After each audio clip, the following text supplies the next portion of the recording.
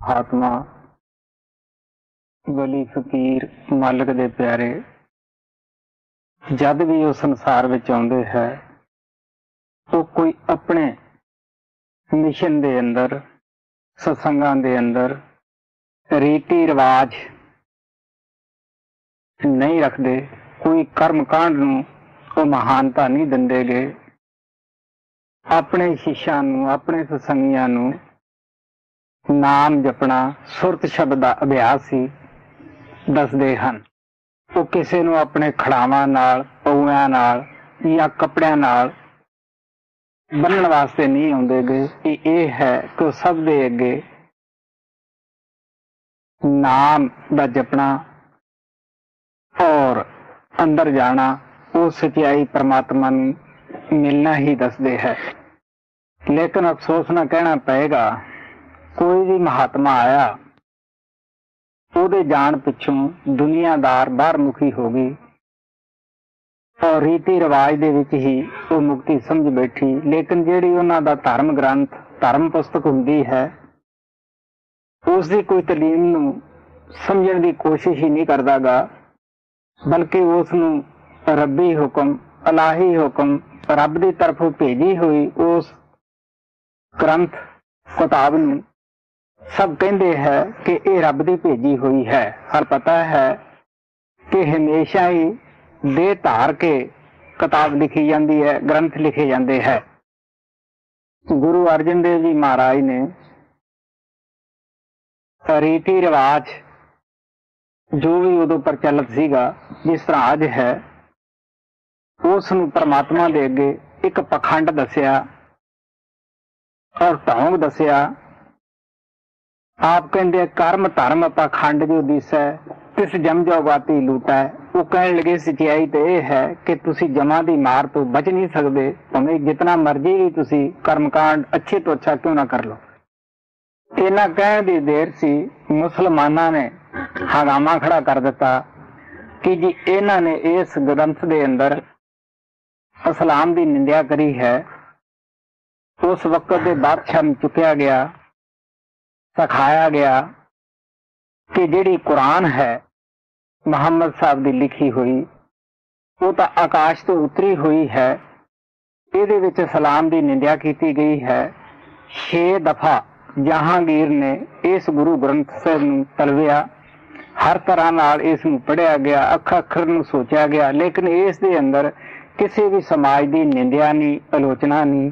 ਸਚਾਈ ਜ਼ਰੂਰ ਬਤਾਈ ਗਈ ਹੈ ਕਿ ਸਤਿਗੁਰੂ ਬਗੈਰ ਨਾਮ ਨਹੀਂ ਮਿਲਦਾ, ਨਾਮ ਤੋਂ ਬਗੈਰ ਮੁਕਤੀ ਨਹੀਂ, ਸਤਸੰਗ ਤੋਂ ਬਗੈਰ ਸਾਨੂੰ ਸਾਡੀਆਂ ਗਲਤੀਆਂ ਦਾ ਨਹੀਂ ਪਤਾ ਲੱਗਦਾ, ਸਾਨੂੰ ਸੋਝੀ ਨਹੀਂ ਆਉਂਦੀ ਗੀ।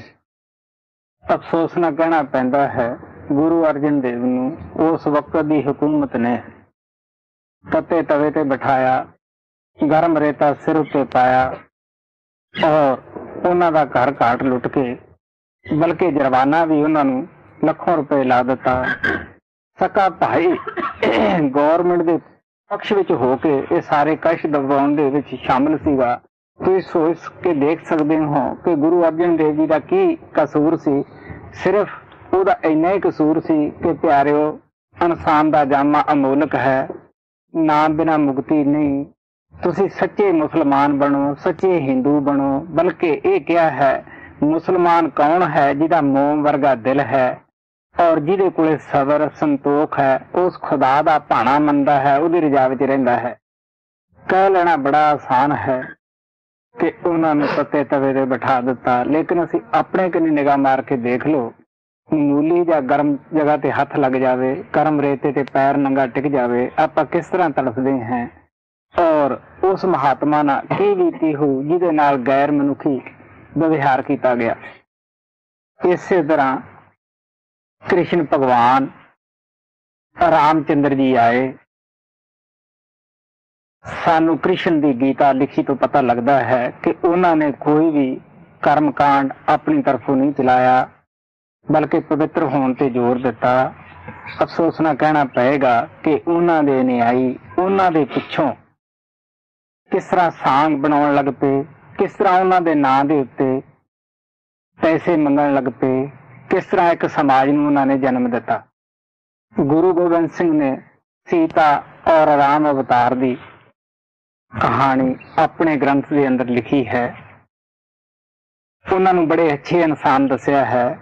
ਸੀਤਾ ਇੱਕ ਬਹੁਤ ਧਰਮ ਕਰਨ ਵਾਲੀ ਔਰਤ ਹੋਈ ਹੈ, ਲੇਕਿਨ ਅਫਸੋਸ ਨਾਲ ਕਹਿਣਾ ਪਏਗਾ ਕਿ ਲੋਕ ਉਹਨਾਂ ਦੇ ਸਾਂਗ ਬਣਾ ਕੇ ਨੱਚਦੇ ਹੈ, ਟੱਪਦੇ ਹੈ ਔਰ ਲੋਕਾਂ ਦੇ ਘਰੇ ਜਾ ਕੇ ਰਾਮ ਚੰਦਰ ਜੀ ਬਣ ਕੇ ਫਿਰ ਮੰਗਦੇ ਹੈ। ਅੱਜ ਔਰ ਕੱਲ ਦੇ ਸਤਸੰਗ ਦੇ ਅੰਦਰ ਤੁਸੀਂ ਇਹਨਾਂ ਦੇ ਮੁਤਲਕ ਕਾਫੀ ਕੁਝ ਸੁਣੋਗੇ। ਸ਼ੇਖ ਬ੍ਰਹਮ ਨੇ ਜਦ ਇਹਨਾਂ ਲੋਕਾਂ ਨੂੰ ਸਭਾ ਦੇ ਵਿੱਚ ਐਸੇ ਕਰਮ ਕਰਦਿਆਂ ਨੂੰ ਦੇਖਿਆ, ਨੱਚਦਿਆਂ ਟੱਪਦਿਆਂ ਨੂੰ ਦੇਖਿਆ, ਤਾਂ ਗੁਰੂ ਨਾਨਕ ਸਾਹਿਬ ਦੇ ਅੱਗੇ ਬੇਨਤੀ ਕਰਦਾ ਹੈ ਕਿ ਜੀ ਜੋ ਕੁਛ ਇਹ ਰਾਸ ਪਾਉਂਦੇ ਆ ਇਹ ਠੀਕ ਹੈ ਜਾਂ ਕੋਈ ਹੋਰ ਵੀ ਰਾਸ ਹੈ। ਗੁਰੂ ਨਾਨਕ ਦੇਵ ਜੀ ਮਹਾਰਾਜ ਸ਼ੇਖ ਬ੍ਰਹਮ ਨੂੰ ਸੱਚੀ ਰਾਸ ਦੱਸਦੇ ਹੈ, ਜਿਹੜੀ ਪਰਮਾਤਮਾ ਦੇ ਘਰ ਹਰ ਰੋਜ਼ ਹੀ ਹੋ ਰਹੀ ਹੈ, ਜਿਸ ਨੂੰ ਸੰਤ ਹਮੇਸ਼ਾ ਦੇਖ ਰਹੇ ਹੈ। ਸ਼ਲੋਕ ਮਹੱਲਾ ਪਹਿਲਾ।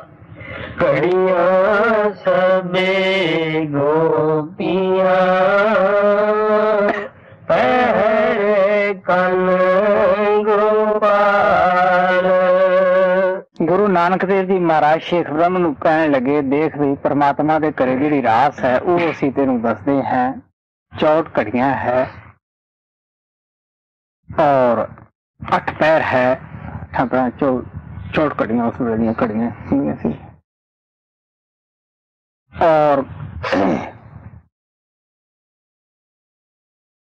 8 ਪਹਿਰ ਹੈ ਔਰ ਘੜੀਆਂ ਗੋਪੀਆਂ ਹਨ ਔਰ ਪਹਿਰ ਉਹਨਾਂ ਨੂੰ ਸਮਝ ਲੈ ਜਿਹੜੇ ਕ੍ਰਿਸ਼ਨ ਦੇ ਸਾਥੀ ਗਵਾਲੇ ਸਨ।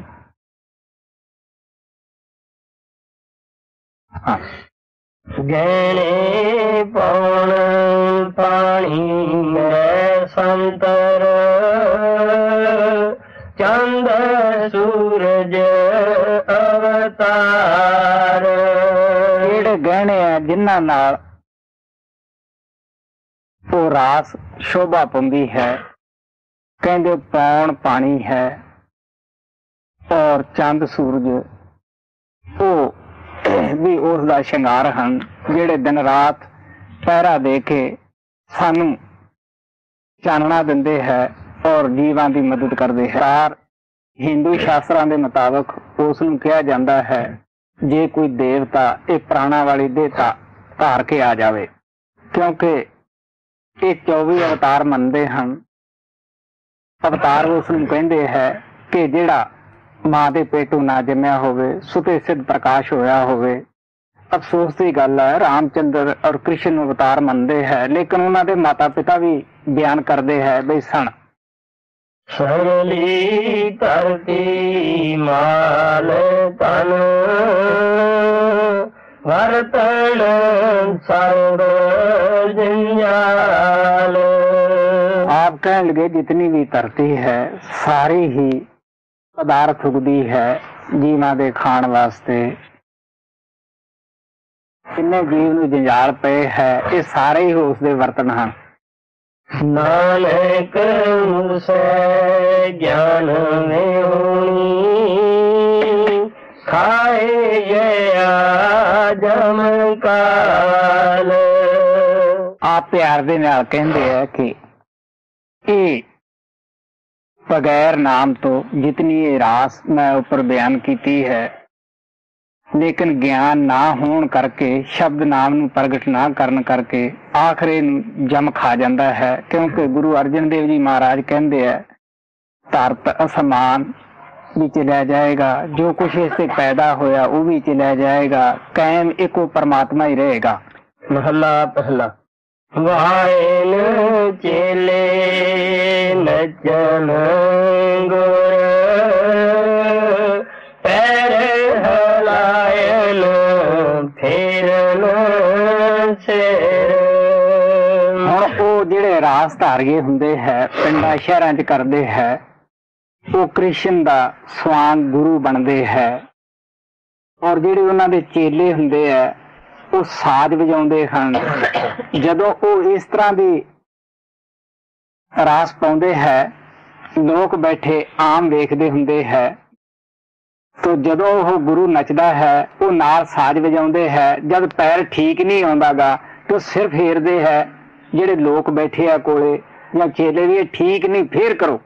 ਲੋਕ ਕ੍ਰਿਸ਼ਨ ਤਰਲੋਕੀ ਦਾ ਮਾਲਕ ਸੀਗਾ ਔਰ ਉਹ ਅੱਜ ਪੈਸੇ ਵਾਸਤੇ ਉਹਦਾ ਸਵਾਂਗ ਧਾਰ ਕੇ ਮੰਗਣਾ ਸ਼ੁਰੂ ਕੀਤਾ ਹੈ। ਭਾਈ ਗੁਰਦਾਸ ਨੇ ਕਿਹਾ ਸੀ ਕਿ ਸਿੱਖ ਬੈਠਣ ਘਰਾਂ ਵਿੱਚ, ਕਹਿੰਦੇ ਕਿ ਐਸਾ ਜਵਾਨਾ ਆਏਗਾ, ਸਿੱਖ ਬੈਠਣ ਘਰਾਂ ਵਿੱਚ, ਗੁਰੂ ਚੱਲਤ ਨਾਲੇ ਘਰ ਜਾਈ, ਚੇਲੇ ਸਾਜ ਵਜਾਏ ਦੇ ਨੱਚਣ ਗੁਰੂ ਬਹੁ ਵਿਦ ਭਾਈ।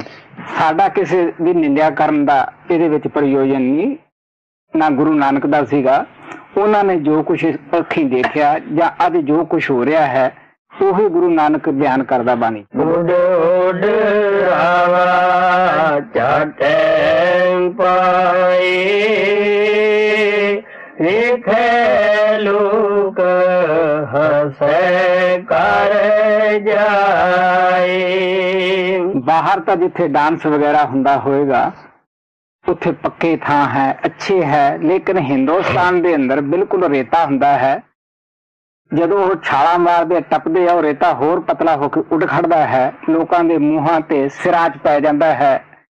ਔਰ ਜਿਹੜੇ ਦੇਖਣ ਵਾਸਤੇ ਆਉਂਦੇ ਆ ਪ੍ਰੇਮੀ, ਉਹ ਉੱਥੇ ਦਾ ਚੁੱਪ ਰਹਿੰਦੇ ਹੈ, ਉੱਥੇ ਵੀ ਹੱਸਦੇ ਆ, ਲੇਕਿਨ ਘਰੇ ਜਾ ਕੇ ਤਾਂ ਖੂਬ ਹੱਸਦੇ ਆ ਵੀ ਵੇਖ ਬਈ ਉਹ ਕਿਸ ਤਰ੍ਹਾਂ ਟੱਪਦੇ ਸੀ, ਕਿਸ ਤਰ੍ਹਾਂ ਨੱਚਦੇ ਸੀ। ਰੋਟੀਆਂ ਕਾਰਨ ਪੂਰੇ ਤਾਲ, ਆਪ ਪਛਾੜੇ ਧਰਤੀ ਨਾਲ। ਜਦ ਬੱਚੇ ਦੇਖ ਕੇ ਉਹਨਾਂ ਦੀ ਹਾਲਤ ਘਰੇ ਜਾ ਕੇ ਮਾਤਾ ਪਿਤਾ ਬਜ਼ੁਰਗਾਂ ਕੋਲੇ ਦੱਸਦੇ ਹਨ ਤੇ ਹੱਸਦੇ ਹੈ, ਉਹ ਫਿਰ ਬਜ਼ੁਰਗ ਉਹਨਾਂ ਨੂੰ ਸਮਝਾਉਂਦੇ ਆ ਕਿ ਉਹ ਸੱਚੀ ਮੁੱਚੀ ਦੇ ਕ੍ਰਿਸ਼ਨ ਜਾਂ ਗੋਪੀਆਂ ਨਹੀਂ, ਉਹ ਤਾਂ ਵਿਚਾਰੇ ਰੋਟੀ ਦੇ ਵਪਾਰ ਵਾਸਤੇ ਇੰਨਾ ਕੁਛ ਕਰਦੇ ਆ।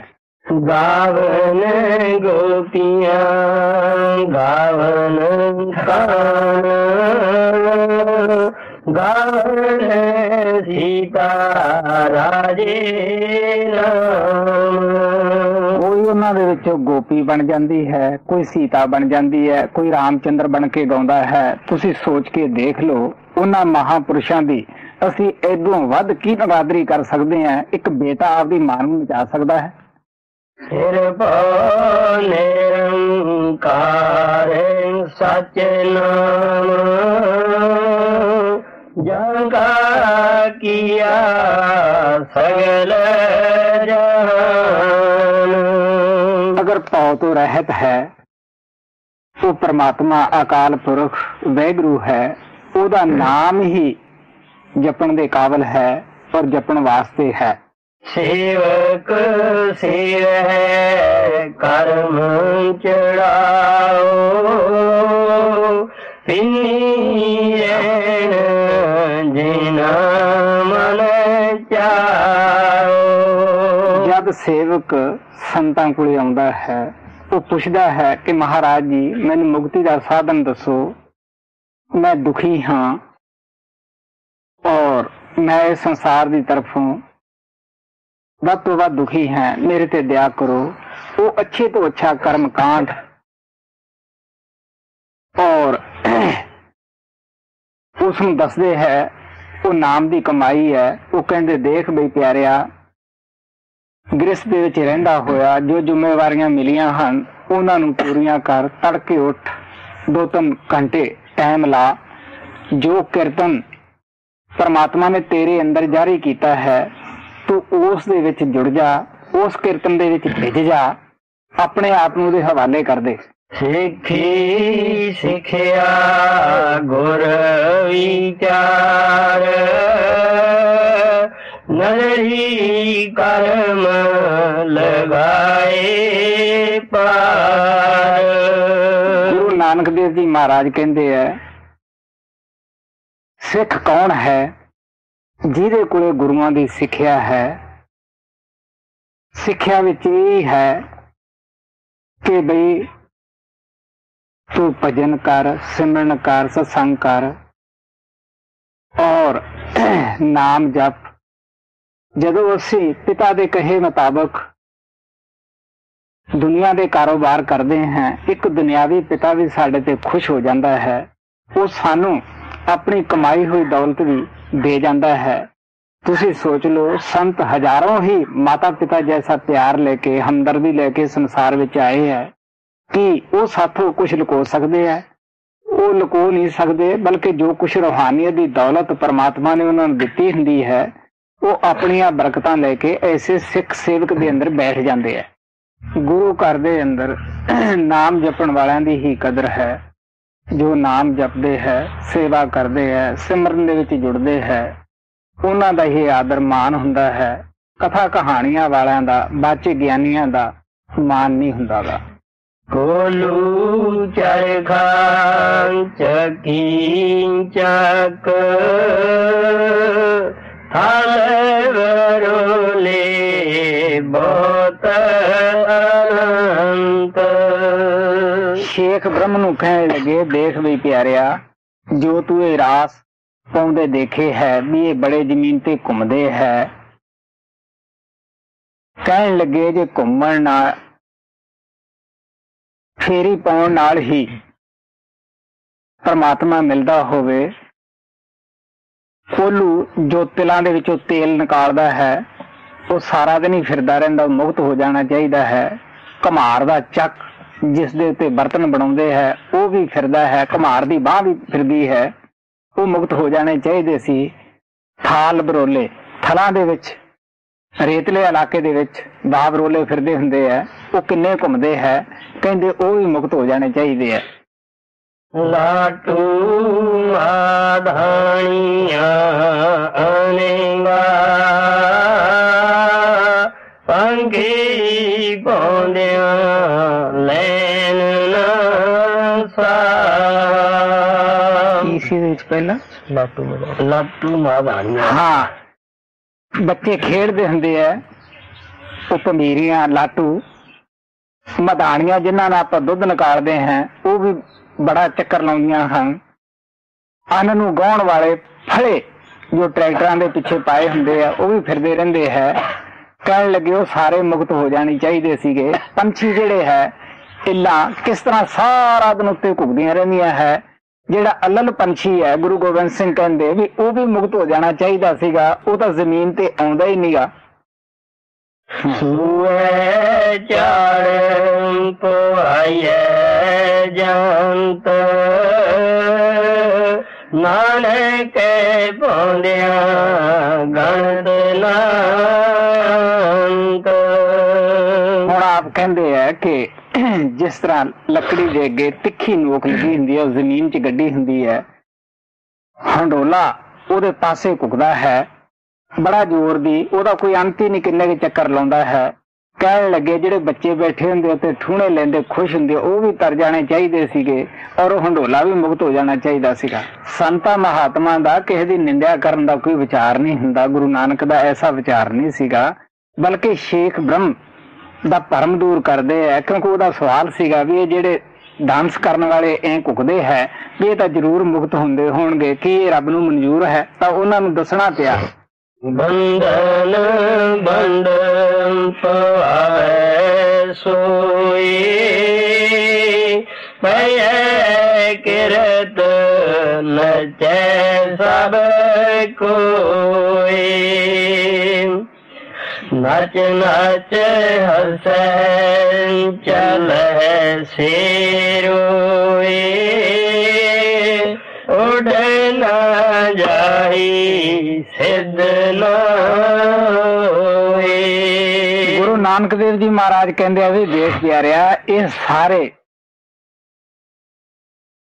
रोटियां वास्ते नचदे हन, धन दौलत वास्ते नचदे हन, इन्हां दे पिछे माड़े कर्म कीते है, इस वास्ते धंधा इन्हां ने अपनाया है, अगे वास्ते फिर ये बुरा कर्म कर रहे हैं। कहन लगे ना ये सिद्ध पुरुष बन ना ये मुक्त होन। नचन कुदन मन का चाओ नानक जिन मन पाओ तेना मन पाओ। कहते जेड़ा नचना कुदना है ये मन नू असी खुराक दे रहे हैं, मन नू खुशी कर रहे हैं, लेकिन जेड़े मालिक दे प्यारे है ਉਹਨਾਂ ਨੂੰ ਪ੍ਰਮਾਤਮਾ ਦਾ ਡਰ ਵੀ ਹੈ, ਪ੍ਰਮਾਤਮਾ ਨਾਲ ਪ੍ਰੇਮ ਵੀ ਹੈ, ਉਹ ਐਸਾ ਲੋਕ ਦਿਖਾਵਾ ਨਹੀਂ ਕਰਦੇਗੇ। ਲੋੜੀ ਨਾਉ ਤੇਰਾ ਨਿਰੰਕਾਰ ਹੈ, ਨਾਇ ਲੈ ਨਰਕ ਨਾ ਜਾਈਏ। ਗੁਰੂ ਨਾਨਕ ਦੇਵ ਜੀ ਮਹਾਰਾਜ ਹੁਣ ਪ੍ਰਮਾਤਮਾ ਦੀ ਸਿਫਤ ਕਰਦੇ ਹੈ, ਉਸ ਕੁਲ ਮਾਲਕ ਦੀ ਸਿਫਤ ਕਰਦੇ ਹੈ ਕਿ ਹੇ ਪ੍ਰਮਾਤਮਾ, ਤੂੰ ਹੀ ਜੀਵਾਂ ਤੇ ਦਇਆ ਕਰ ਸਕਦਾ ਹੈ, ਕਿਉਂਕਿ ਸੰਤ ਮਤ ਦੇ ਅੰਦਰ ਮੁੱਖ ਨਾਮ ਨੂੰ ਹੀ ਰੱਖਿਆ ਹੈ। ਕਿਹੜੇ ਨਾਮ ਨੂੰ? ਜਿਹੜਾ ਲਿਖਣ, ਪੜ੍ਹਨ, ਬੋਲਣ ਵਿੱਚ ਨਹੀਂ ਆਉਂਦਾਗਾ। ਗੁਰੂ ਨਾਨਕ ਦੇਵ ਜੀ ਮਹਾਰਾਜ ਬੜੀ ਡੰਕੇ ਦੀ ਚੋਟ ਨਾਲ ਕਹਿੰਦੇ ਹੈ ਕਿ ਉਸ ਨਾਮ ਨੂੰ ਪ੍ਰਾਪਤ ਕਰਨ ਵਾਲਾ ਕਦੇ ਵੀ ਨਰਕ 'ਚ ਨਹੀਂ ਜਾ ਸਕਦਾਗਾ। ਤੁਲਸੀ ਸਾਹਿਬ ਨੇ ਵੀ ਕਿਹਾ ਸੀ, ਸੋਨਾ ਕਾਹੀ ਨਾ ਗਲੇ, ਲੋਹਾ ਕੁਣ ਨਾ ਖਾਏ, ਬੁਰਾ ਭਲਾ ਗੁਰੂ ਭਗਤ ਕਦੇ ਨਰਕ ਨਾ ਜਾਏ। ਜੀਓ ਪਿੰਡ ਸਭ ਤੇ ਸਦਾ, ਲੇਖਾ ਜੈ ਆਖ ਗਵਾਈਐ। ਹੁਣ ਗੁਰੂ ਨਾਨਕ ਦੇਵ ਜੀ ਮਹਾਰਾਜ ਆਪਦੇ ਸਿੱਖਾਂ ਸਤਸੰਗੀਆਂ ਨੂੰ ਉਪਦੇਸ਼ ਕਰਦੇ ਹੈ, ਕਹਿੰਦੇ ਵੀ ਦੇਖੋ ਪਿਆਰਿਓ, ਇਹ ਜੋ ਜੀਵ ਆਤਮਾ ਤੁਹਾਡੇ ਸਰੀਰ ਨੂੰ ਹਰਕਤ ਦੇ ਰਿਹਾ ਹੈ, ਇਹ ਵੀ ਉਸ ਪਰਮਾਤਮਾ ਦਾ ਹੈ। ਇਹ ਸਰੀਰ ਜਿਹੜਾ ਇਸ ਨੂੰ ਰਹਿਣ ਵਾਸਤੇ ਆਤਮਾ ਨੇ ਦਿੱਤਾ ਹੈ, ਇਹ ਵੀ ਉਸ ਪਰਮਾਤਮਾ ਦਾ ਹੈ। ਜੋ ਕੁਝ ਵੀ ਤੁਹਾਨੂੰ ਅੰਨ ਪਾਣੀ ਦਿੱਤਾ ਹੈ, ਉਹ ਵੀ ਉਸ ਪਰਮਾਤਮਾ ਦਾ ਖੁਦ ਦਾ ਹੀ ਹੈ। ਕਹਿਣ ਲੱਗੇ ਬਈ ਤੁਸੀਂ ਉਹਦੇ ਧੰਨਵਾਦੀ ਹੋ, ਤੁਹਾਨੂੰ ਕਿੰਨੇ ਪਦਾਰਥ ਦਿੱਤੇ ਹੈ, ਅਗਰ ਇਹਨਾਂ ਦਿੱਤਿਆਂ ਦੇ ਵਿੱਚੋਂ ਗਾਹਾਂ ਤੁਸੀਂ ਪੁੰਨਦਾਨ ਕਰਦੇ ਹੋ, ਕਿਸੇ ਨੂੰ ਅੰਨ ਪਾਣੀ ਖਵਾਉਂਦੇ ਹੋ। ਕਹਿਣ ਲੱਗੇ ਤੁਸੀਂ ਆਪਣੇ ਆਪ ਨੂੰ ਨੀਵਾਂ ਸਮਝੋ ਔਰ ਇਹ ਨਾ ਕਹੋ ਵੀ ਮੈਂ ਕਿਸੇ ਨੂੰ ਦਿੱਤਾ ਹੈ ਜਾਂ ਮੈਂ ਦਾਨ ਕੀਤਾ ਹੈ। ਬਾਬਾ ਸਾਵਣ ਸਿੰਘ ਕਹਿੰਦੇ ਹੁੰਦੇ ਸੀਗੇ ਕਿ ਸੱਜੇ ਹੱਥ ਨਾਲ ਦਾਨ ਕਰੋ ਤੇ ਖੱਬੇ ਨੂੰ ਵੀ ਪਤਾ ਨਾ ਲੱਗੇ। ਗੁਰੂ ਨਾਨਕ ਦੇਵ ਜੀ ਮਹਾਰਾਜ ਕਹਿੰਦੇ ਆ, ਕਰ ਪੁੰਨਹੁ ਨੀਚ ਸਦਾਈਐ। ਬਲਕਿ ਜੇ ਤੁਹਾਥੋਂ ਪ੍ਰਮਾਤਮਾ ਪ੍ਰੇਰਦਾ ਹੈ ਵੀ ਤੁਸੀਂ ਕਿਸੇ ਗਰੀਬ ਦੀ ਮਦਦ ਕਰੋ ਜਾਂ ਲੰਗਰ 'ਚ ਪਾਓ, ਕਹਿਣ ਲੱਗੇ ਆਪਣੇ ਆਪ ਨੂੰ ਨੀਚ ਸਮਝੋ ਕਿ ਸਾਡੇ ਤੇ ਉਸ ਪ੍ਰਮਾਤਮਾ ਨੇ ਦਇਆ ਕੀਤੀ, ਤਦ ਹੀ ਅਸੀਂ ਉਹਦਾ ਦਿੱਤਾ ਗਾਹਾਂ ਦੇ ਰਹੇ ਹਾਂ। ਲੇਕਿਨ ਸਾਨੂੰ ਇੱਕ ਮਹਾਰਾਜ ਸਾਵਣ ਸਿੰਘ ਕਹਾਣੀ ਸੁਣਾਉਂਦੇ ਹੁੰਦੇ ਸੀਗੇ ਕਿ ਇੱਕ ਮਹਾਜਨ ਸੀ, ਉਹ ਬੜਾ ਕੰਜੂਸ ਸੀਗਾ, ਦਾਨ ਪੁੰਨ ਨਹੀਂ ਕਰਦਾ ਸੀਗਾ। ਜਿਹੜੀ ਉਹਦੇ ਘਰੇ ਸ਼ੇਠਾਣੀ ਸੀ, ਉਹ ਕਾਫੀ ਅੱਛੀ ਆਤਮਾ ਸੀ। ਉਹ ਹਮੇਸ਼ਾ ਪ੍ਰੇਰਦੀ ਕਿ ਜੀ ਆਪਾਂ ਨੂੰ ਵੀ ਦਾਨ ਪੁੰਨ ਕਰਨਾ ਚਾਹੀਦਾ ਹੈ। ਉਹਦੇ ਜ਼ਿਆਦਾ ਕਹਿਣ ਤੇ ਆਖਰ ਉਹ ਮਜਬੂਰ ਹੋਇਆ ਵੀ ਕਿਵੇਂ ਨਾ ਕਿਵੇਂ ਇਸ ਦਾ ਦਿਲ ਪਰਚਾਵਾ ਕਰਦੇ ਹਾਂ। ਉਹਨੇ ਗੰਗਾ ਤੇ ਫਿਰਨਾ ਸ਼ੁਰੂ ਕੀਤਾ। ਉਹ ਪੰਡਤ ਖਾਣ ਨੂੰ ਤਕੜੇ ਸੀਗੇ। ਉਹ ਕਿਸੇ ਨੇ ਕਿਹਾ ਬਸ ਇਹਨੇ ਥੋੜਾ ਜਿਹਾ 4 ਕਿਲੋ ਜਲੇਬੀਆਂ ਲੈ ਆਈ, ਪੇੜੇ 10 ਕਿਲੋ ਲੈ ਆਈ, 10-15 ਕਿਲੋ ਦੁੱਧ ਲੈ ਆਈ, ਬਸ 2 ਕਿਲੋ ਵਿੱਚ ਚੌਲ ਪਾ ਦੀ, ਬਸ ਹੋਰ ਜ਼ਿਆਦਾ ਜ਼ਰੂਰਤ ਨਹੀਂ। ਹੁਣ ਇੰਨਾ ਕੁਛ ਪੁੱਛ ਕੇ ਫਿਰ ਚੁੱਪ ਹੋਵੇ ਵੀ ਇਹ ਤਾਂ ਕਾਫੀ ਖਰਚਾ ਹੋਏਗਾ। ਅਖੀਰ ਇੱਕ ਸੁਕੜਿਆ ਜਿਹਾ ਪੰਡਤ ਸੀਗਾ, ਉਹਨੇ ਉਹ ਭਾਲਿਆ ਵੀ ਇਹ ਤਾਂ ਠੀਕ ਠਾਕ ਹੀ ਹੋਏਗਾ। ਉਹਨੂੰ ਕਹਿਣ ਲੱਗੇ ਪੰਡਿਤ ਜੀ ਤੁਸੀਂ ਕਿੰਨਾ ਕੁ ਖਾਓਗੇ? ਉਹ ਕਹਿੰਦਾ ਵੀ ਮੇਰਾ ਤਾਂ ਸਰੀਰ ਹੀ ਕੁਛ ਨਹੀਂ ਗਾ, ਸੁੱਕਿਆ ਗਲਿਆ ਜਿਹਾ ਹੈ, ਤਾਪ ਚੜਿਆ ਰਹਿੰਦਾ ਹੈ, ਕੀ ਖਾਣਾ ਸੀਗਾ, ਬਸ ਐਵੇਂ ਜੋ ਦੇ ਦੇਗਾ ਸੁੱਕਾ ਗਿੱਲਾ ਉਹ ਖਾ ਲਾਂਗੇ। ਕਿਉਂਕਿ ਉਹਨੇ ਤਾੜ ਲਿਆ ਵੀ ਇਹ ਕੰਜੂਸ ਆਦਮੀ ਹੈ, ਜੇ ਇਹਨੂੰ ਸਾਰਾ ਕੁਝ ਦੱਸਿਆ ਤੇ ਇਹਨੇ ਕਦੋਂ ਦੇਣਾ ਹੈ। ਘਰੇ ਆਇਆ ਤੇ ਠਾਣੀ ਨੂੰ ਕਹਿਣ ਲੱਗਿਆ ਲੈ ਕੰਮ ਤੇਰਾ ਬਣ ਗਿਆ ਹੈ, ਮੈਂ ਤਾਂ ਦੁਕਾਨ ਤੇ ਜਾਣਾ ਹੈ ਤੇ ਪੰਡਿਤ ਜੀ ਆਉਣਗੇ, ਜੋ ਮੰਗਣ ਉਹ ਦੇ ਦੇਣਾ। ਉਹ ਕਹਿੰਦੀ 7 ਬਚਨ। ਹੁਣ ਦਿਲ ਖੁੱਲਾ ਸੀ ਉਹ ਸ਼ੇਠਾਣੀ ਦਾ, ਉਹਨੇ ਕਿਹਾ ਵੀ ਅੱਜ ਜੋ ਮੰਗਿਆ ਆਪਾਂ ਦੇ ਦੇਣਾ, ਪਤੀ ਜੀ ਕਹਿ ਗਏ ਹੈ। ਉਹ ਆਇਆ ਕਰੇ, ਕਹਿਣ ਲੱਗੀ ਵੀ ਕੀ ਤੁਹਾਨੂੰ ਖਾਓਗੇ, ਕੀ ਮੰਗਾਵਾਂ? ਉਹਨੇ ਜੋ ਪੰਡਤਾਂ ਦੀ ਸਮੱਗਰੀ ਹੁੰਦੀ ਹੈ ਦੱਸ ਦਿੱਤੀ ਵੀ 10 ਕਿਲੋ ਪੇੜੇ ਮੰਗਾ ਲੈ, 10 ਕਿਲੋ ਲੱਡੂ ਮੰਗਾ ਲੈ, ਘਿਓ ਮੰਗਾ ਲੈ, 5 ਕਿਲੋ ਦੁੱਧ ਮੰਗਾ ਲੈ, 10 ਕਿਲੋ ਕੁਛ ਚੌਲ ਮੰਗਾ ਲੈ, ਕੱਪੜੇ ਕੁਪੜੇ ਸਭ ਕੁਝ ਦੱਸੇ। ਜਦ ਉਹ ਆਇਆ ਉਹ ਕਹਿੰਦੀ ਬਈ ਪੰਡਿਤ ਜੀ ਹੋਰ ਦੱਸੋ ਕੀ ਚਾਹੀਦਾ ਹੈ? ਉਹ ਕਹਿਣ ਲੱਗਿਆ ਦੇਖ ਬਈ 1000 ਰੁਪਇਆ ਵੀ ਸਾਨੂੰ ਦੇ, ਕਿਉਂਕਿ ਦੰਦ ਕਸਾਈ ਸਾਡੇ ਖੀਰ ਖਾਂਦੇ ਦੰਦ ਕਹ ਜਾਣੇ ਹੈ। ਉਹ ਲੈ ਕੇ ਚਾਈ ਘਰੇ ਗਿਆ। ਪੰਡਤਾਣੀ ਨੂੰ ਕਹਿਣ ਲੱਗਿਆ ਦੇਖ ਬਈ ਹੁਣ ਲੈ ਤਾਂ ਮੈਂ ਆਇਆ, ਹੁਣ ਰੱਖਣਾ ਤੇਰੀ ਜ਼ਿੰਮੇਵਾਰੀ ਹੈ, ਕਿਉਂਕਿ ਬੰਦਾ ਕੰਜੂਸ ਬੜਾ, ਹੋ ਸਕਦਾ ਮਗਰੇ ਆ ਜਾਵੇ। ਜਦ ਉਹ ਆਦੀ ਕੋਈ ਨਹੀਂ ਬੇਫਿਕਰ ਹੈ, ਤੂੰ ਕਰਾ ਮੰਜੇ ਤੇ ਪੈ ਜਾ ਕੱਪੜਾ ਲੈ ਕੇ, ਤੇ ਹੈ ਕਰਨ ਲੱਗ ਜੀ ਜਿਹੜਾ ਘਰੇ ਵੜਿਆ, ਮੈਂ ਆਪੇ ਗੱਲ ਕਰ ਲੂੰਗੀ। ਉਹ ਕੱਪੜਾ ਲੈ ਕੇ ਪੈ ਗਿਆ, ਹੈ ਕਰ ਛੱਡੇ। ਸ਼ੇਠ ਗਿਆ ਮਗਰ ਵੀ ਠੱਗੀ ਮਾਰ ਕੇ ਲੈ ਗਿਆ, ਪੰਡਤ ਲਿਆਵਾਂ। ਉਹ ਕਹਿਣ ਲੱਗੀ ਪਤਾ ਨਹੀਂ ਕਿਹਦੇ ਪਾਪੀ ਆਦਮੀ ਦਾ ਅੰਨ ਖਾ ਕੇ ਆਇਆ, ਪਤਾ ਨਹੀਂ ਉਹਨਾਂ ਦਾ ਜ਼ਹਿਰ ਪਾਇਆ ਸੀ ਇਹਦੇ ਵਿੱਚ, ਤੇ ਇਹ ਤਾਂ ਆਉਂਦਾ ਹੀ ਮਰਨ ਲੱਗਿਆ ਪਿਆ। ਮੈਂ ਗਰੀਬਣੀ ਆ, ਕੋਈ ਪੈਸਾ ਹੈ ਨਹੀਂ ਜਿਹੜਾ ਮੈਂ ਇਹਦਾ ਇਲਾਜ ਕਰਾ ਲਵਾਂ। ਹੁਣ ਉਹਨੇ ਸ਼ੇਠ ਨੇ ਸੋਚਿਆ ਵੀ ਰੋਟੀ ਸਾਡੇ ਖਾਧੀ ਹੈ, ਤੇ ਜੇ ਮਰ ਗਿਆ ਤੇ ਅਸੀਂ ਮਾਰੇ ਜਾਵਾਂਗੇ, ਪੁਲਿਸ ਪਕੜ ਲੇਗੀ, ਕਾਨੂੰਨ ਨੇ ਮਾਫ ਨਹੀਂ ਕਰਨਾ। ਉਹਨੇ ਜੀ ਸ਼ੇਠ ਨੇ ਜੇਬ ਚ ਹੋਰ ਪੈਸੇ ਕੱਢੇ, ਕਹਿਣ ਲੱਗਾ ਤੂੰ ਛੇਤੀ ਦੇ ਨਾਲ ਜਾ ਕੇ ਐਸਾ ਕਰ ਕਿ ਇਹਦਾ ਇਲਾਜ ਕਰਾ। ਉਹ ਕਹਿੰਦੀ ਅੱਛਾ ਮੈਂ ਕਰਾ ਲੈਂਦੀ ਹਾਂ, ਟੁੱਟੇ ਜਿਹੇ ਦਿਲ ਨਾਲ ਕਹਿਣ ਲੱਗੀ ਕਿਹਨੇ ਇਲਾਜ ਕਰਾਉਣਾ ਸੀ, ਕੌਣ ਬਿਮਾਰ ਸੀਗਾ। ਹੁਣ ਤੁਸੀਂ ਦੇਖ ਲਓ ਕਿ ਐਸਿਆਂ ਤੋਂ ਸਾਨੂੰ ਬਚਣਾ ਚਾਹੀਦਾ ਹੈ। ਤੋ ਦਾਨ ਦੇ ਨਾਲ ਧਨ ਨਹੀਂ ਘਟਦਾ ਗਾ। ਕਬੀਰ ਸਾਹਿਬ ਨੇ ਕਿਹਾ ਸੀਗਾ ਚਿੜੀ ਪਾਣੀ ਪੀ ਲੈ ਤੇ ਸਮੁੰਦਰ ਨਹੀਂ ਘਟਦਾ ਗਾ। ਜੇ ਲੋੜ ਹੈ ਚੰਗਾ ਆਪਣਾ, ਕਰ ਪੁਨੋ ਨੀਜ ਸਦਾਈਐ। ਜੇ ਜਰਵਾਣਾ ਪਰ ਹਰੈ, ਜਰ ਵੇਸ ਕਰੇਂਦੀ ਆਈਐ। ਸ਼ੇਖ ਬ੍ਰਹਮ ਕਹਿਣ ਲੱਗਿਆ ਮਹਾਰਾਜ ਜੀ ਮੇਰੇ ਅੰਦਰ ਬੜੀਆਂ ਰਿਧੀਆਂ ਸਿੱਧੀਆਂ ਹਨ, ਔਰ ਮੈਂ ਜਮ ਨੂੰ ਨੇੜੇ ਨਹੀਂ ਆਉਣ ਦਿੰਦਾ ਗਾ, ਲੇਕਿਨ ਗੁਰੂ ਨਾਨਕ ਦੇਵ ਜੀ ਮਹਾਰਾਜ ਉਹਦਾ ਹੰਕਾਰ ਦੂਰ ਕਰਦੇ ਹੈ। ਕਹਿੰਦੇ ਦੇਖ ਵੀ ਸ਼ੇਖ ਬ੍ਰਹਮ, ਅਗਰ ਜੇ ਤੇਰੇ ਵਿੱਚ ਇੰਨਾ ਹੀ ਜ਼ੋਰ ਹੈ, ਤਾਕਤ ਹੈ, ਤੇ ਤੇਰੇ ਉੱਪਰ ਵਡੇਪਾ ਆਏਗਾ, ਤੂੰ ਉਹਨੂੰ ਨਾ ਰਹਿਣ, ਉਹਨੂੰ ਆਉਣ ਨਾ ਦੇ, ਜਵਾਨ ਹੀ ਰਹੀ, ਫਿਰ ਤਾਂ ਤੈਨੂੰ ਜਰਵਾਣਾ ਅਸੀਂ ਮੰਨ ਲਵਾਂਗੇ। ਜੇ ਜਰਵਾਣਾ ਪਰ ਹਰੈ, ਜਰ ਵੇਸ ਕਰੇਂਦੀ ਆਈਐ। ਕੋ ਰਹਿ ਨ ਪਰਿਐ ਪਾਈਐ, ਕੋ ਰਹਿ ਨ ਪਰਿਐ ਪਾਈਐ। ਨਹੀਂ ਚੱਲੇ ਹੈ ਅੱਜ ਤੋਂ 25-30 ਸਾਲ ਪਹਿਲਾਂ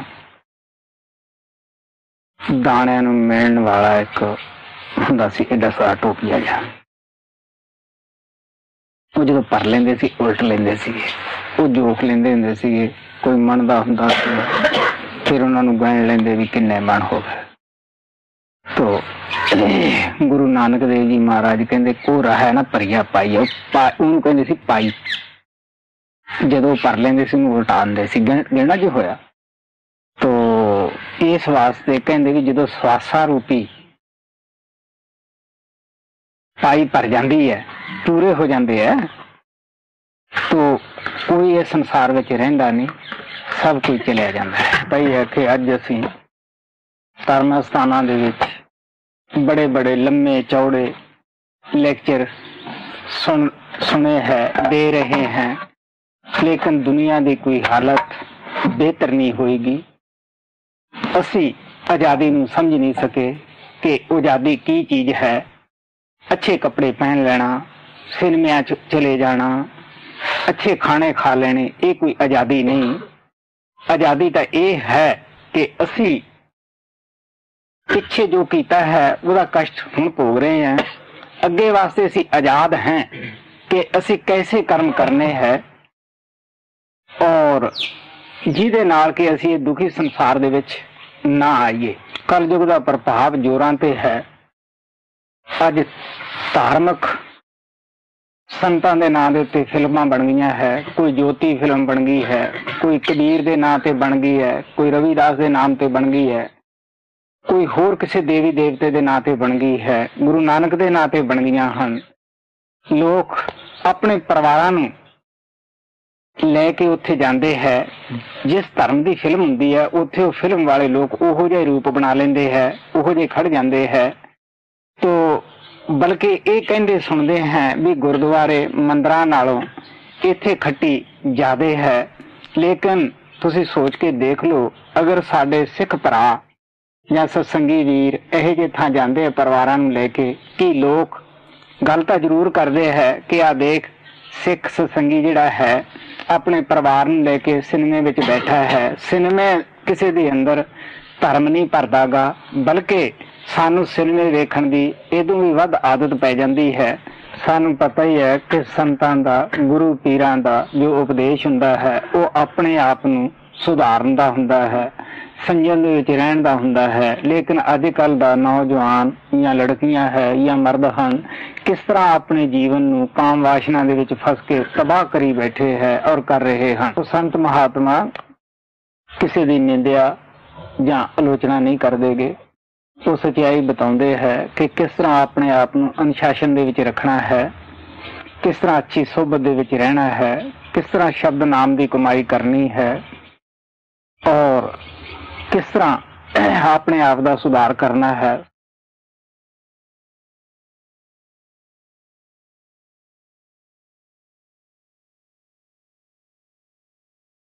ਤੁਹਾਨੂੰ ਕੱਲ ਦੱਸਿਆ ਸੀਗਾ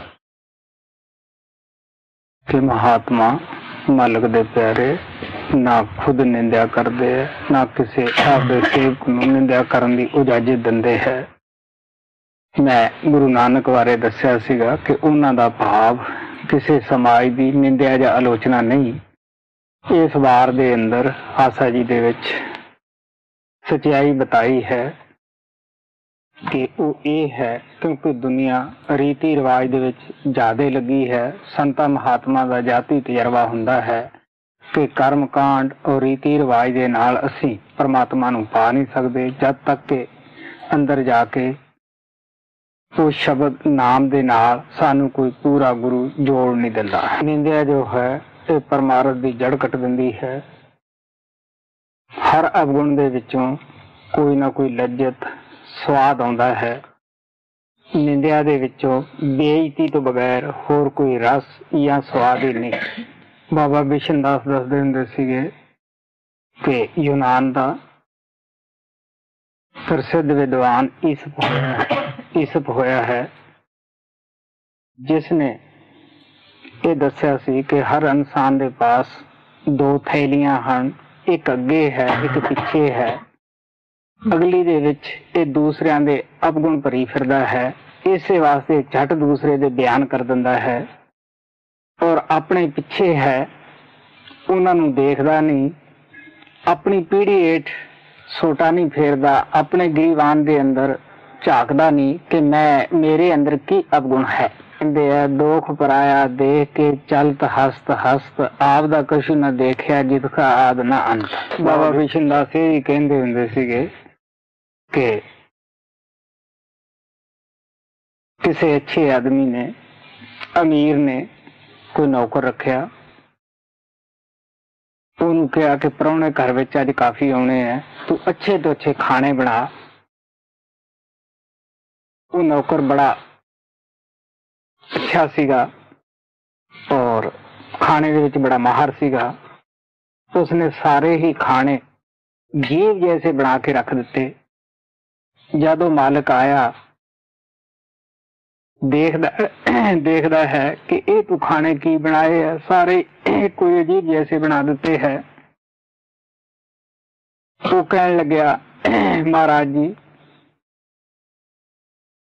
ਜੀਵ ਹੀ ਸਭ ਤੋਂ ਚੰਗੀ ਹੈ। ਅਗਰ ਤਾਂ ਇਹ ਮਿੱਠੇ ਲਫ਼ਜ਼ ਬੋਲੇ ਤੇ ਵੈਰੀ ਨੂੰ ਮਿੱਤਰ ਬਣਾ ਸਕਦੀ ਹੈ। ਪਰਮਾਤਮਾ ਦੀ ਸਿਫਤ ਵਾਲੇ ਪਾਸੇ ਲੱਗੇ ਤਾਂ ਸਿਫਤ ਦੇ ਵੀ ਪਰਮਾਤਮਾ ਦੇ ਹੜ ਵਗਾ ਦਿੰਦੀ ਹੈ। ਇਹ ਖੰਡ ਨਾਲ ਵੀ ਮਿੱਠੀ ਹੈ ਔਰ ਜਿੰਨੇ ਗੁਣ ਸੀ ਜੀਵ ਦੇ ਅੰਦਰ ਹੈ ਔਰ ਇਤਨੇ ਹੋਰ ਕਾਸੇ ਵਿੱਚ ਵੀ ਨਹੀਂ। ਇਹ ਦਿਨ ਫਿਰ ਉਸ ਅਮੀਰ ਆਦਮੀ ਨੇ ਆਪਣੇ ਨੌਕਰ ਨੂੰ ਕਿਹਾ ਵੀ ਅੱਜ ਫੇਰ ਅੱਛੇ ਤੋਂ ਅੱਛੇ ਖਾਣੇ ਬਣਾ, ਨਾ ਬੁਰੇ ਤੋਂ ਬੁਰੇ ਖਾਣੇ ਬਣਾ।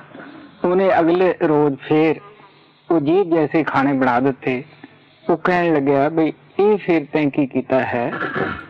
ਉਹ ਕਹਿੰਦਾ ਨੌਕਰ ਕਿ ਜਿੰਨੇ ਐਬ ਹੈ, ਬੁਰਾਈਆਂ ਹਨ, ਉਹ ਸਾਰੀਆਂ ਜੀਵ ਦੇ ਅੰਦਰ ਹੀ ਹਨ। ਜਦ ਇਹ ਆਪਣੀ ਮਾਨ ਵਡਿਆਈ ਕਰਾਉਣ ਵਾਸਤੇ ਬੋਲਦੀ ਹੈ ਤੇ ਬੇਸ਼ੱਕ ਅਗਲੇ ਪਾਸੇ ਕਿਤਨਾ ਵੀ ਕੋਈ ਕਿਉਂ ਨਾ ਚੰਗਾ ਹੋਵੇ, ਉਹ ਭਗਵਾਨ ਰੂਪ ਕਿਉਂ ਨਾ ਹੋ ਗਿਆ ਹੋਵੇ, ਫਿਰ ਇਹ ਉਸ ਨੂੰ ਗਾਲਾਂ ਤੱਕ ਵੀ ਕਢਾ ਦਿੰਦੀ ਹੈ। ਔਰ ਕੈਰਮਾ ਪਾਂਡਵਾਂ ਨੂੰ ਇਸ ਨੇ ਯੁੱਧ ਲਾ ਕੇ ਵੀ ਨਾਸ਼ ਕਰਾ ਦਿੱਤਾ। ਹੋਰ ਵੀ ਇਹ ਐਬ ਕਰਨ ਲੱਗੇ, ਅੱਗਾ ਪਿੱਛਾ ਨਹੀਂ ਦੇਖਦੀ ਗੀ, ਔਰ ਜਿਹਦੇ ਵਿੱਚ ਨਹੀਂ ਦੋਸ਼ ਉਹਦੇ ਵਿੱਚ ਇਹ ਕੱਢਦੀ ਫਿਰਦੀ ਹੈ। ਜਿੱਥੇ ਪਹਿਲਾਂ ਇਹ ਖੰਡਨੋਂ ਮਿੱਠੀ ਸੀ, ਹੁਣ ਨਿਮਨੋਂ ਵੀ ਕੌੜੀ ਹੈ। ਸ਼ੇਖ ਬ੍ਰਹਮ ਨੇ ਗੁਰੂ ਨਾਨਕ ਦੇ ਅੱਗੇ ਪ੍ਰਸ਼ਨ ਕੀਤਾ ਕਿ ਹਿੰਦੂ ਮੁਰਦੇ ਨੂੰ ਸਾੜਦੇ ਹਨ, ਇਹ ਠੀਕ ਹੈ, ਮੁਸਲਮਾਨ ਲੋਕ ਦਬਦੇ ਹਨ, ਕਿਉਂਕਿ ਉਸ ਵਕਤ ਦਾ ਜੋ ਰਿਵਾਜ ਸੀਗਾ ਉਹ ਮੁਸਲਮਾਨ ਤੇ ਹਿੰਦੂ ਹੀ ਇਸ ਕੌਮ ਦੇ ਵਿੱਚ ਤਕੜੀਆਂ ਕੌਮਾਂ ਸਨ, ਕਿਉਂਕਿ ਅੱਜ ਦੇ ਸਾਧਨ ਉਦੋਂ ਨਹੀਂ ਸਨ। ਉਹ ਮਹਾਤਮਾ ਬਾਹਰ ਈਸਾਈ ਜਗਤ ਦੇ ਅੰਦਰ ਨਹੀਂ ਗਏ ਸਨ। ਇਸ ਵਾਸਤੇ ਦੋਨਾਂ ਫਿਰਕਿਆਂ ਦਾ ਹੀ ਜ਼ਿਕਰ ਹੈ। ਗੁਰੂ ਨਾਨਕ ਦੇਵ ਜੀ ਮਹਾਰਾਜ ਕਿਸੇ ਫਿਰਕੇ ਦੀ ਨਿੰਦਿਆ ਨਹੀਂ ਕਰਦੇ ਗੇ, ਬਲਕਿ ਸਚਾਈ ਬਿਆਨ ਕਰਦੇ ਹੈ, ਕਿਉਂਕਿ ਮੁਸਲਮਾਨਾਂ ਦਾ ਇਹ ਵਿਚਾਰ ਹੈ, ਉਹਨਾਂ ਦੇ ਸ਼ਰਅ ਦੇ ਵਿੱਚ ਲਿਖਿਆ ਹੈ ਕਿ ਜਿਨ੍ਹਾਂ ਨੂੰ ਅਤੀ ਸਜ਼ਾ ਦੇਣੀ ਹੁੰਦੀ ਹੈ, ਜਿਨ੍ਹਾਂ ਨੂੰ ਦੋਜ਼ਖ ਦੀ ਅੱਗ ਵੀ ਝੱਲਦੀ ਨਹੀਂ, ਉਹਨਾਂ ਨੂੰ ਇੱਥੇ ਸਾੜਿਆ ਜਾਂਦਾ ਹੈ, ਔਰ ਜਿਹੜੇ ਦੱਬੇ ਜਾਂਦੇ ਹੈ ਉਹ ਬਿਸਤਾਨ ਜਾਂਦੇ ਹੈ। ਨਾਨਕ ਦੇਵ ਜੀ ਮਹਾਰਾਜ ਕਹਿੰਦੇ, ਦੇਖ ਵੀ ਪਿਆਰਿਆ, ਇੱਕ ਦੱਜੇ ਇੱਕ ਦੱਬੀਏ, ਇੱਕ ਨਾ ਕੁੱਤੇ ਖਾਏ। ਇੱਕ ਦਬਦੇ ਹੈ, ਇੱਕ ਸਾੜਦੇ ਹੈ, ਇੱਕ ਨਾ ਨੂੰ ਕੁੱਤੇ ਹੀ ਖਾ ਜਾਂਦੇ ਹੈ। ਇੱਕ ਪਾਣੀ ਵਿੱਚ ਤਾਰ ਦਿੰਦੇ ਹੈ ਔਰ ਹੱਸਦੇ ਹੈ, ਲੇਕਿਨ ਇਹਨਾਂ ਲੋਕਾਂ ਨੂੰ ਇਹ ਨਹੀਂ ਪਤਾ ਕਿ ਜੀਵ ਆਤਮਾ ਮੁਕਤ ਹੋਈ ਹੈ ਜਾਂ ਨਹੀਂ ਹੋਈ, ਸਿਰਫ ਰੀਤੀ ਰਿਵਾਜ ਹੀ ਇਹ ਕਰਦੇ ਹੈ। ਜਦ ਗੁਰੂ ਨਾਨਕ ਦੇਵ ਮੱਕੇ ਦੇ ਵਿੱਚ ਗਏ, ਉੱਥੇ ਹਾਜੀ ਲੋਕਾਂ ਨੇ ਸਵਾਲ ਕੀਤੇ। ਹਾਜੀ ਨਾਨਕ ਨੂੰ ਕਹਿਣ ਲੱਗੇ, ਦੇਖੋ ਜੀ, ਖੁਦਾ ਦੀ ਦਰਗਾਹ ਦੇ ਅੰਦਰ ਮੁਸਲਮਾਨ ਵੱਡਾ ਹੈ ਜਾਂ ਹਿੰਦੂ ਵੱਡਾ ਹੈ, ਕੌਣ ਇਹਨਾਂ ਚ ਨੇੜੇ ਹੈ? ਗੁਰੂ ਨਾਨਕ ਕਹਿਣ ਲੱਗੇ, ਚੰਗੇ ਅਮਲਾਂ ਬਾਅਦ ਇਹ ਦੋਨੇ ਰੋਣਗੇ ਔਰ ਉਸ ਪਰਮਾਤਮਾ ਦੇ ਨਾਂ ਉੱਤੇ ਦੋਨੇ ਲੜਦੇ ਹੈ। ਇੱਕ ਕਹਿੰਦਾ ਰਾਮ ਠੀਕ ਹੈ, ਇੱਕ ਕਹਿੰਦਾ ਖੁਦਾ ਠੀਕ ਹੈ। ਸਾਹਿਬ ਤੋਂ ਵੀ ਇਹ ਸਵਾਲ ਪੁੱਛਿਆ ਗਿਆ, ਕਿਉਂਕਿ ਉਹ ਮੁਸਲਮਾਨਾਂ ਦੇ ਫਿਰਕੇ ਅੰਦਰ ਪੈਦਾ ਹੋਏ ਸਨ ਔਰ ਹਿੰਦੂਆਂ ਦੇ ਗੜ ਕਾਂਸੀ ਦੇ ਵਿੱਚ ਉਹ ਬੜਾ ਅਰਸਾ ਸਤਸੰਗ ਦਾ ਨਾਮ ਦਾ ਪ੍ਰਚਾਰ ਕਰਦੇ ਰਹੇ। ਦੋਨੇ ਹੀ ਫਿਰਕੇ, ਹਿੰਦੂ ਵੀ ਉਹਨਾਂ ਦੇ ਖਿਲਾਫ ਸਨ ਔਰ ਮੁਸਲਮਾਨ ਵੀ ਖਿਲਾਫ ਸਨ। ਕੁਛ ਮੁਸਲਮਾਨਾਂ ਨੇ ਕਿਹਾ, ਤੂੰ ਸਾਨੂੰ ਇਹ ਤਾਂ ਦੱਸ ਵੀ ਤੂੰ ਹਿੰਦੂ ਹੈ ਜਾਂ ਮੁਸਲਮਾਨ ਹੈ? तो कबीर साहब कहते, नाम हिंदू ना मुसलमान, अल्लाह राम के पिंड प्राण, भरावो साडा शरीर आत्मा सब कुछ ओ अल्लाह परमात्मा दी है, ना असी हिंदू है ना असी मुसलमान है। कबीर साहब तो इथों तक कहते है, ओ लै जा रे ओ लै गाडे, तेरी गत दोहों ना पाई। इस वास्ते क्योंकि मुसलमाना दी शरह दे विच ਇਹ ਸਖਤ ਕਰਕੇ ਲਿਖਿਆ ਹੈ ਕਿ ਉਹੀ ਮੁਸਲਮਾਨ ਹੈ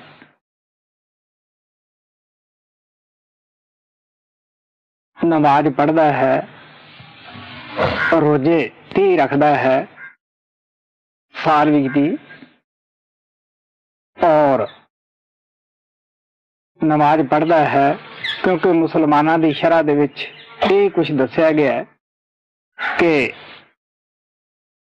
जो शरअ दा पाबंद है, शरअ दी पालना करता है, वही रब दा बंदा है। क्योंकि मुसलमाना दे शरअ दे अंदर यही कुछ बयान किया गया है कि जे इमाम दा नमाज पढ़न लग्या,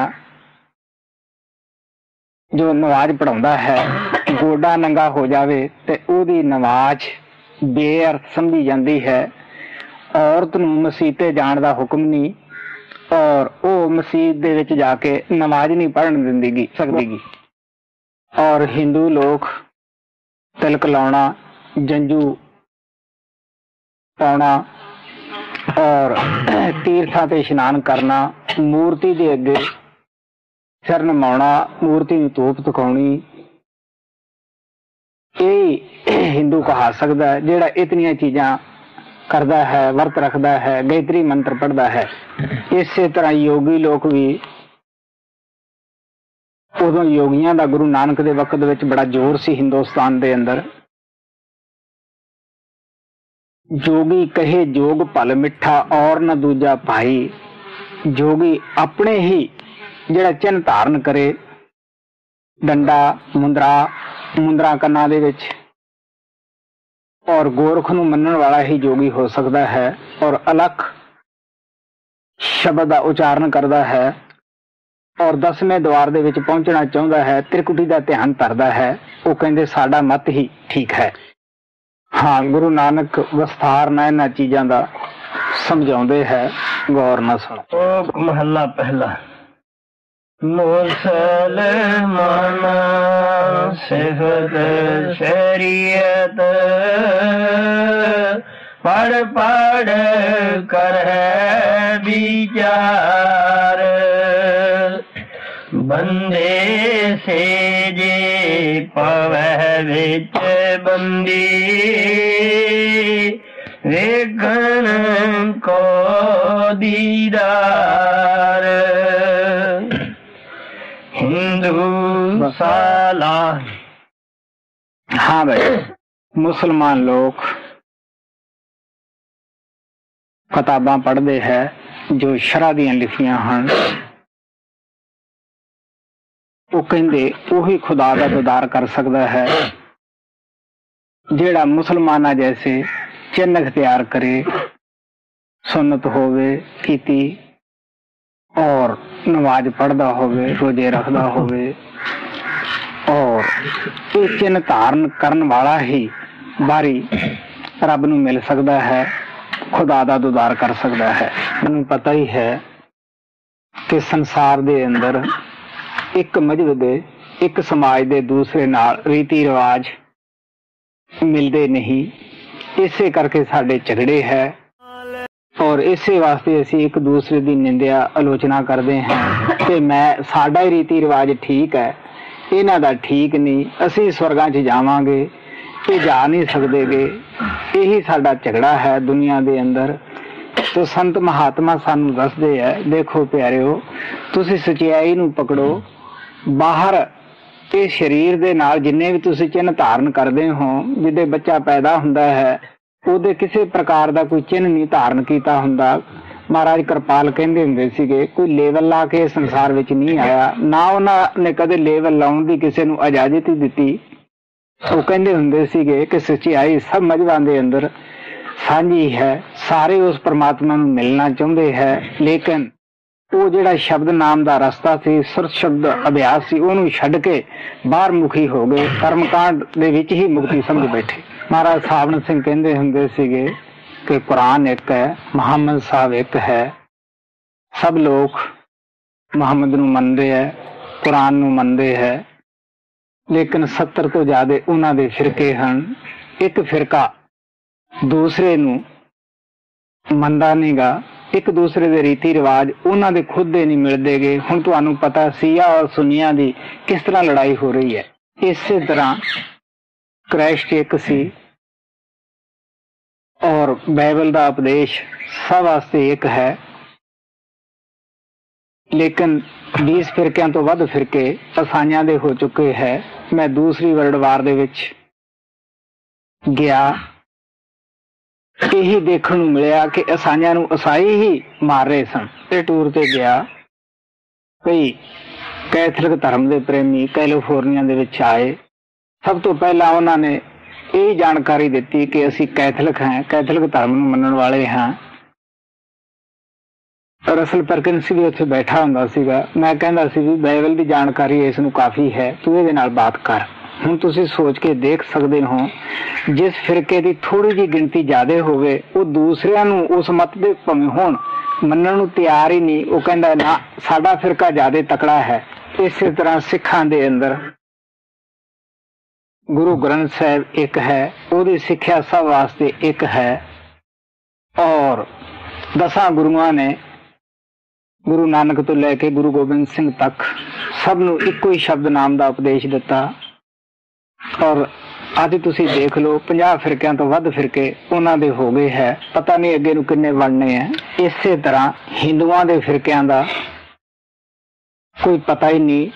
ਗੀਤਾ ਇੱਕ ਹੈ, ਕ੍ਰਿਸ਼ਨ ਇੱਕ ਹੈ, ਔਰ ਉਹਨਾਂ ਦੇ ਫਿਰਕਿਆਂ ਦੀ ਕੋਈ ਗਿਣਤੀ ਨਹੀਂ ਗੀ। ਮਹਾਰਾਜ ਕਿਰਪਾਲ ਕਹਿੰਦੇ ਹੁੰਦੇ ਸੀਗੇ ਕਿ ਸ਼ੁਰੂ ਵਿੱਚ ਸੰਤਾਂ ਨੂੰ ਸਿਰਫ 2 ਫਿਰਕਿਆਂ ਦੇ ਨਾਲ ਹੀ ਵਾਸਤਾ ਪਿਆ। ਉਹ ਕਹਿੰਦੇ ਅੱਜ 700-800 ਦੇ ਕਰੀਬ ਸਮਾਜ ਹੋ ਗਈ ਹੈ। ਹੁਣ ਤੁਸੀਂ ਸੋਚ ਕੇ ਦੇਖ ਸਕਦੇ ਹੋ ਪਹਿਲਾਂ ਨਾਲੋਂ ਅੱਜ ਦਾ ਸੰਤ ਮਤ ਕਿਤਨਾ ਮੁਸ਼ਕਿਲ ਹੈ ਜੀਵਾਂ ਨੂੰ ਸਮਝਾਉਣਾ। ਹਾਂ, ਹਿੰਦੂ ਸਾਲਾ ਹੀ ਸਾਰਾਨ ਦਰਸ਼ਨ ਰੂਪ ਅਪਾਰ ਕੀਰਤ ਨਾਵੇ ਅਰਚਾ ਪੂਜਾ ਅਗਰ ਵਾਸ ਬਹਿਕਾਰ। ਹੁਣ ਗੁਰੂ ਨਾਨਕ ਦੇਵ ਜੀ ਮਹਾਰਾਜ ਕਹਿੰਦੇ ਹੈ ਹਿੰਦੂ ਉਸ ਪਰਮਾਤਮਾ ਦੀ ਸਿਫਤ ਕਰਦੇ ਹਨ ਔਰ ਉਹਦੇ ਦਰਸ਼ਨ ਕਰਨ ਵਾਸਤੇ ਧੂਪ ਦਿਖਾਉਂਦੇ ਹਨ, ਮੰਦਿਰ 'ਚ ਜਾਂਦੇ ਹਨ, ਫੁੱਲ ਚੜਾਉਂਦੇ ਹਨ, ਅਗਰਬੱਤੀਆਂ ਦੀ ਧੂਪ ਕਰਦੇ ਹੈ, ਚੰਗੀ ਸੁਗੰਧੀ ਦਿੰਦੇ ਹੈ। ਲੇਕਿਨ ਉਹ ਮੂਰਤੀ ਦੇ ਵਿੱਚ ਹੀ ਉਸ ਭਗਵਾਨ ਨੂੰ ਮੰਨਦੇ ਹੈ ਕਿ ਮੂਰਤੀ 'ਚੋਂ ਹੀ ਦਰਸ਼ਨ ਹੋਣਗੇ। ਲੇਕਿਨ ਗੁਰੂ ਨਾਨਕ ਸਾਹਿਬ ਕਹਿਣ ਲੱਗੇ ਇਹ ਜਿਤਨੇ ਵੀ ਕਰਮ ਹੈ ਇਹ ਬੇਕਾਰ ਹਨ, ਕਿਉਂਕਿ ਪਿਛਲੇ ਜ਼ਮਾਨਿਆਂ ਦੇ ਅੰਦਰ ਜਿਹੜੇ ਹੋਮ ਸੁਗੰਧੀਆਂ ਚਲੀਆਂ ਸਨ ਉਹਦਾ ਮਤਲਬ ਇਹ ਸੀ ਕਿ ਉਹ ਜਿੱਥੇ ਮਹਾਤਮਾ ਹੁੰਦੇ ਸਨ ਉੱਥੇ ਥੋੜਾ ਬਹੁਤਾ ਇਕੱਠ ਹੋ ਜਾਂਦਾ ਸੀਗਾ। ਬਿਮਾਰੀ ਪੈਣ ਦੇ ਡਰੋਂ ਉੱਥੋਂ ਦੇ ਵਾਤਾਵਰਨ ਨੂੰ ਸ਼ੁੱਧ ਕਰਨ ਵਾਸਤੇ ਸਮੱਗਰੀਆਂ ਵਗੈਰਾ ਤੋਂ ਖਾਈਆਂ ਜਾਂਦੀਆਂ ਸਨ ਜਿਹਦੇ ਨਾਲ ਕਿ ਕੋਈ ਬਿਮਾਰੀ ਨਾ ਫੈਲੇ। ਲੇਕਿਨ ਅੱਜ ਦੇ ਯੁੱਗ ਦੇ ਅੰਦਰ ਅਸੀਂ ਸਫਾਈ ਵਾਸਤੇ DDT ਵਗੈਰਾ ਛਿੜਕ ਸਕਦੇ ਹਾਂ। ਹੋਰ ਵੀ ਕਈ ਦਵਾਈਆਂ ਹਨ ਜਿਹਦੇ ਨਾਲ ਬਿੰਬ ਵਗੈਰਾ ਵੀ ਅਸੀਂ ਇਸਤੇਮਾਲ ਕਰ ਸਕਦੇ ਹਾਂ। ਹੋਰ ਕਾਫੀ ਸਾਰੀਆਂ ਦਵਾਈਆਂ ਹਨ ਜਿਹੜੀਆਂ ਅਸੀਂ ਉੱਥੋਂ ਦੇ ਵਾਤਾਵਰਨ ਨੂੰ ਸ਼ੁੱਧ ਰੱਖ ਸਕਦੇ ਹਾਂ। ਪਰਮਾਤਮਾ ਦੇ ਪਾਉਣ ਨਾਲ ਇਹਨਾਂ ਚੀਜ਼ਾਂ ਦਾ ਸਫਾਈ ਦਾ ਕੋਈ ਮਤਲਬ ਨਹੀਂ, ਕੋਈ ਤੁਲਕ ਨਹੀਂਗਾ, ਕਿਉਂਕਿ ਮੂਰਤੀ ਬੇਜਾਨ ਹੈ, ਉਹ ਜਾਨ ਵਾਲੀ ਚੀਜ਼ ਨੂੰ ਖਿੱਚ ਨਹੀਂ ਸਕਦੀ। ਜੋਗੀ ਸੁਨ ਤੇ ਆਵਨ ਜੀਤੇ ਅਲਖ ਨਾਮ ਕਰਤਾਰ ਸੁਖਮ ਮੂਰਤ ਨਾਮ ਨਿਰੰਜਨ ਕਾਇਆ ਕਾ ਆਕਾਰ। ਹੁਣ ਆਪ ਕਹਿੰਦੇ ਜੋਗੀ ਲੋਕ ਕਹਿੰਦੇ ਹੈ ਕਿ ਸਾਨੂੰ ਅਨਹਦ ਸ਼ਬਦ ਸੁਣਾਈ ਦਿੰਦਾ ਹੈ। ਉਹ ਕਹਿੰਦੇ ਹੈ ਪਰਮਾਤਮਾ ਸੂਖਸ਼ਮ ਹੈ ਔਰ ਅਲੱਖ ਸ਼ਬਦ ਦਾ ਜਾਪ ਕਰਦੇ ਹੈ। ਤ੍ਰਿਕੁਟੀ ਦਾ ਧਿਆਨ ਕਰਕੇ 10ਵੇਂ ਦੁਆਰ 'ਚ ਪਹੁੰਚਣਾ ਚਾਹੁੰਦੇ ਹੈ। ਲੇਕਿਨ ਇਹ ਉਸ ਜਵਾਨੇ ਦੀ ਜਦ ਗੁਰੂ ਨਾਨਕ ਆਏ ਸੀ ਥੋੜਾ ਬਹੁਤਾ ਲੋਕ ਅਭਿਆਸ ਕਰਦੇ ਸਨ। ਲੇਕਿਨ ਅੱਜ ਦਾ ਜਿਹੜਾ ਯੋਗੀ ਸਿਰਫ ਉਹ ਕੰਨਾਂ 'ਚ ਮੁੰਦਰਾ, ਹੱਥ 'ਚ ਡੰਡਾ, ਜਿਹੇ ਜੀ ਗੋਰਖਨਾਥ ਦੇ ਸ਼ੈਲੀ ਟੋਪੀ ਸੀ, ਬਸ ਉਹੋ ਜਿਹੀ ਹੈ। ਔਰ ਅੱਜ ਕੋਈ ਯੋਗ ਨਹੀਂ ਕਰਦਾਗਾ, ਕੋਈ ਸਮਾਧੀ ਨਹੀਂ ਲਾਉਂਦਾਗਾ। ਸਤਿਆ ਮਨ ਸੰਤੋਖ ਉਪਜੈ ਦੇਣੇ ਕੈ ਵਿਚਾਰ ਦੇ ਦੇ ਮੰਗੈ ਸੈਸਾ ਗੁਣ ਸੋਵੇ ਕਰੇ ਸੰਸਾਰ। ਸਤੀਆਂ ਦੇ ਅੰਦਰ ਸੰਤੋਖ ਕਦੋਂ ਆਉਂਦਾ ਹੈ? ਜਦੋਂ ਦਾਨ ਕਰਦੇ ਹੈ ਔਰ ਦਾਨ ਕਰਕੇ ਫਿਰ ਉਹ ਇੱਕ ਦਾ 1000 ਮੰਗਦੇ ਹਨ ਔਰ ਇਹ ਵੀ ਕਹਿੰਦੇ ਹੈ ਕਿ ਸਾਡਾ ਸੰਸਾਰ ਵੀ ਸ਼ੋਭਾ ਕਰੇ, ਵਡਿਆਈ ਕਰੇ ਕਿ ਫਲਾਨਾ ਆਦਮੀ ਬੜਾ ਦਾਨੀ ਹੈ। ਔਰ ਕਈ ਪ੍ਰਮਾਤਮਾ ਦੇ ਅੱਗੇ ਅਰਦਾਸ ਵੀ ਕਰ ਰਹੇ ਹੈ ਕਿ ਹੇ ਪ੍ਰਮਾਤਮਾ ਤੂੰ ਸਾਨੂੰ ਹੋਰ ਦੇ ਦਾਨ, ਅਸੀਂ ਹੋਰ ਕਰੀਏ ਤਾਂ ਕਿ ਸਾਡੀ ਵਡਿਆਈ ਹੋਰ ਵੀ ਸੰਸਾਰ ਵਿੱਚ ਹੋਵੇ। ਚੋਰਾ ਜਾਰਾਂ ਤੈ ਕੁੜਿਆਰਾ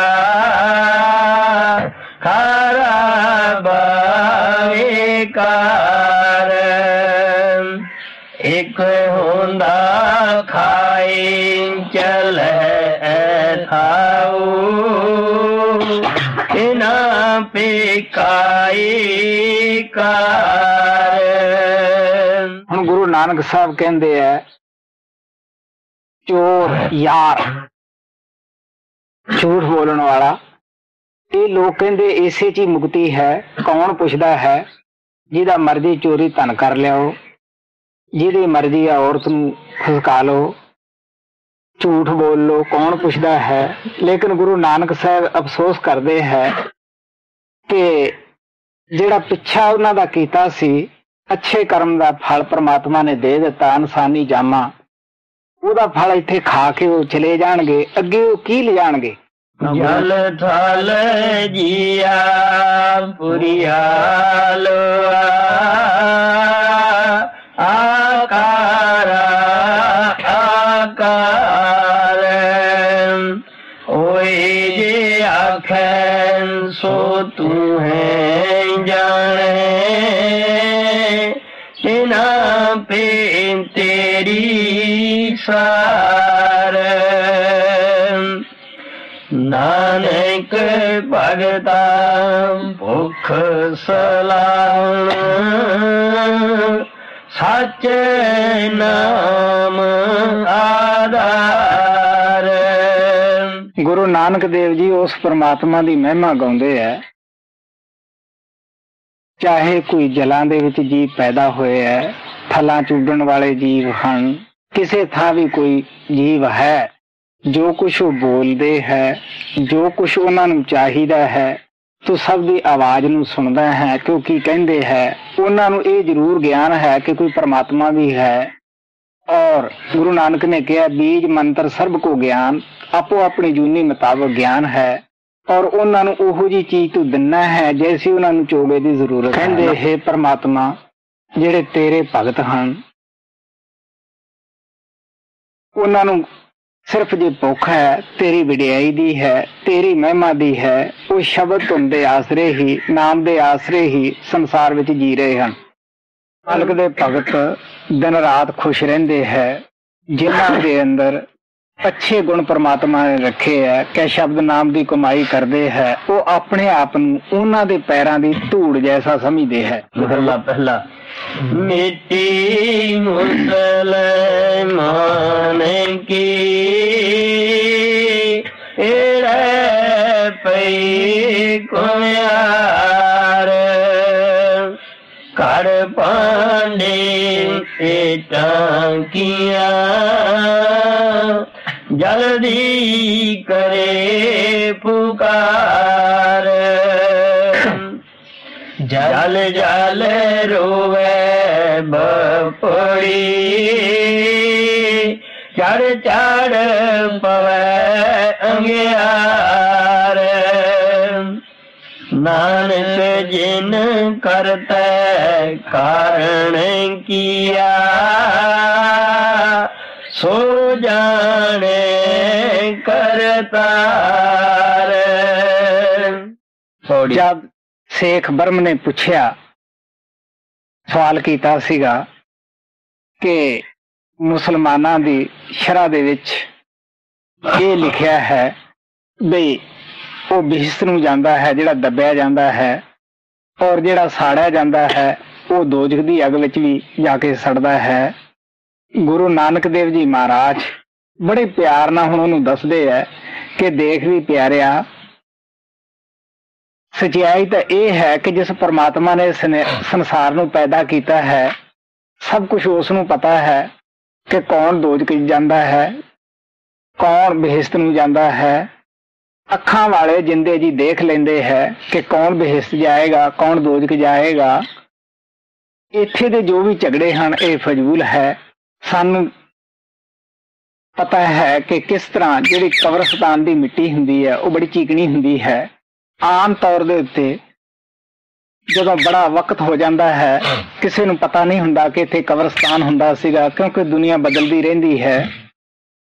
ਔਰ ਕਹਿਣ ਲੱਗੇ ਕਿ ਘੁਮਿਆਰ ਉੱਥੋਂ ਮਿੱਟੀ ਚੀਕਣੀ ਪੱਟ ਕੇ ਲਿਆਉਂਦਾ ਹੈ। ਗੁਰੂ ਨਾਨਕ ਨੂੰ ਕਹਿੰਦੇ ਮਿੱਟੀ ਮੁਸਲਮਾਨ ਕੀ ਪੇੜੇ ਪਈ ਘੁਮਿਆਰ, ਘੜ ਇੱਟਾਂ ਕੀਏ ਇੱਟਾਂ ਭਾਂਡੇ ਕੀਏ ਜਲਦੀ ਕਰੇ ਪਕਾਰ। ਕਹਿੰਦੇ ਵੀ ਉਸਦੇ ਇੱਟਾਂ ਬਣਾਉਂਦਾ ਹੈ, ਭਾਂਡੇ ਬਣਾਉਂਦਾ ਹੈ। ਜਦੋਂ ਜਲਦੀ ਹੈ ਅੱਗ ਦੇ ਵਿੱਚ ਉਹ ਪਕਾਰ ਕਰਦੀ ਹੈ, ਸੂ ਕਰਦੀ ਹੈ।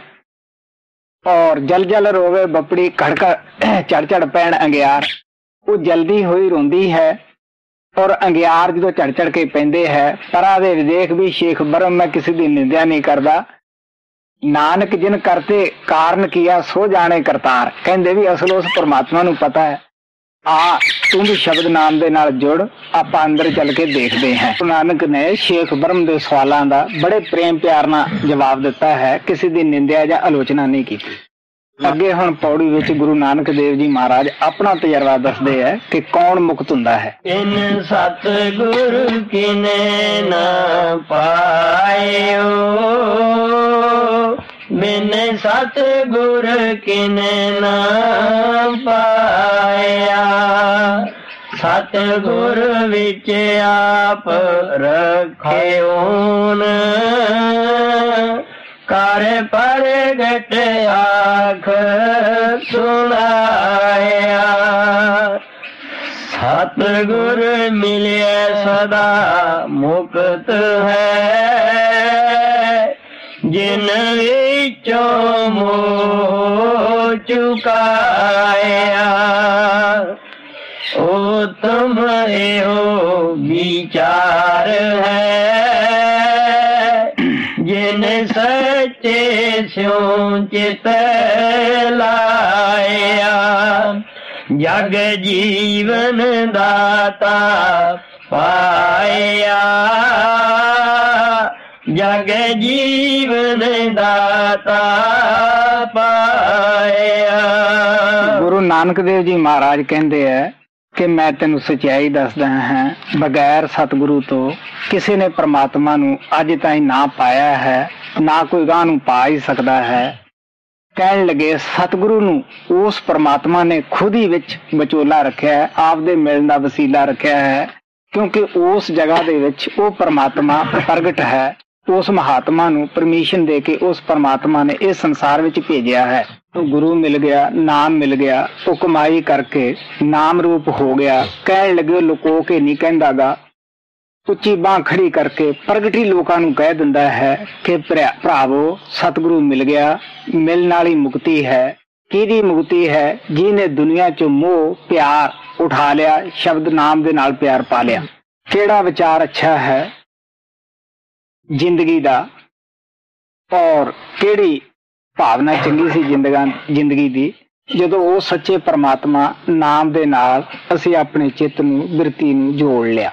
ਅਗਰ ਅਸੀਂ ਨਾਮ ਲੈ ਕੇ ਸਤਿਗੁਰਾਂ ਦੀ ਸਿੱਖਿਆ ਦਾ ਪਾਲਣ ਕਰਦੇ ਹਾਂ, ਉਹ ਸ਼ਬਦ ਨਾਮ ਦੇ ਨਾਲ ਜੁੜ ਜਾਂਦੇ ਹਾਂ, ਫਿਰ ਅਸੀਂ ਜਗ ਜੀਵਨ ਦਾਤੇ ਨੂੰ ਪਾ ਲੈਂਦੇ ਹਾਂ, ਜਿਹਨੇ ਸਾਰੇ ਜਗ ਨੂੰ ਜੀਵਨ ਦਿੱਤਾ ਹੈ, ਜਿਹੜਾ ਸਾਰਿਆਂ ਦੇ ਅੰਦਰ ਬੈਠਾ ਹੈ, ਜਿਹਦੇ ਆਧਾਰ ਤੇ ਸਾਡੇ ਖੰਡ ਬ੍ਰਹਮੰਡ ਖੜੇ ਹਨ ਔਰ ਚੱਲ ਰਹੇ ਹਨ। ਸੋ ਗੁਰੂ ਨਾਨਕ ਦੇਵ ਜੀ ਮਹਾਰਾਜ ਨੇ ਬੜੇ ਪਿਆਰ ਨਾਲ ਸਵਾਲਾਂ ਦੇ ਜਵਾਬ ਵੀ ਦਿੱਤੇ, ਔਰ ਫਿਰ ਆਪਣਾ ਤਜਰਬਾ ਦੱਸਿਆ ਕਿ ਮੁਕਤੀ ਨਾਮ ਵਿੱਚ ਹੈ, ਔਰ ਨਾਮ ਦਾ ਖਜ਼ਾਨਾ ਸੰਤ ਸਤਿਗੁਰਾਂ ਦੇ ਪਾਸ ਹੈ। ਸਤਸੰਗ ਦੀ ਬੜੀ ਭਾਰੀ ਮਹਾਤਮਾ ਨੇ ਮਹਿਮਾ ਗਾਈ ਹੈ ਕਿ ਸਭ ਨਾਲੋਂ ਉੱਤਮ ਚੀਜ਼ ਜੋ ਹੈ ਨਾਮ ਦੀ ਕਮਾਈ ਕਰਨ ਵਾਸਤੇ, ਕਾਰਗਰ ਜੋ ਸਾਧਨ ਹੈ ਨਾਮ ਦੀ ਕਮਾਈ ਕਰਨ ਵਾਸਤੇ, ਉਹ ਸਤਸੰਗ ਹੈ। ਮਹਾਰਾਜ ਸਾਵਣ ਸਿੰਘ ਕਹਿੰਦੇ ਹੁੰਦੇ ਕਿ ਸਤਸੰਗ ਭਜਨ ਦੀ ਵਾੜ ਹੈ। ਪਰਮ ਪਿਤਾ ਕਿਰਪਾਲ ਕਹਿੰਦੇ ਹੁੰਦੇ ਸੀ 100 ਕੰਮ ਛੱਡ ਕੇ ਵੀ ਸਤਸੰਗ ਅੰਦਰ ਜਾਓ, 1000 ਕੰਮ ਛੱਡ ਕੇ ਅਭਿਆਸ ਅੰਦਰ ਬੈਠੋ। ਉਹ ਤਾਂ ਇਹ ਵੀ ਕਹਿੰਦੇ ਹੁੰਦੇ ਸੀਗੇ ਕਿ ਜਦ ਤੱਕ ਤੁਸੀਂ ਆਤਮਾ ਨੂੰ ਖੁਰਾਕ ਨਾ ਦੇ ਲਓ, ਉਹਨਾਂ ਚਿਰ ਤਨ ਨੂੰ ਖੁਰਾਕ ਨਾ ਦਿਓ। ਆਤਮਾ ਦੀ ਖੁਰਾਕ ਸੁਰਤ ਸ਼ਬਦ ਦਾ ਅਭਿਆਸ ਹੈ, ਨਾਮ ਦੀ ਕਮਾਈ ਹੈ।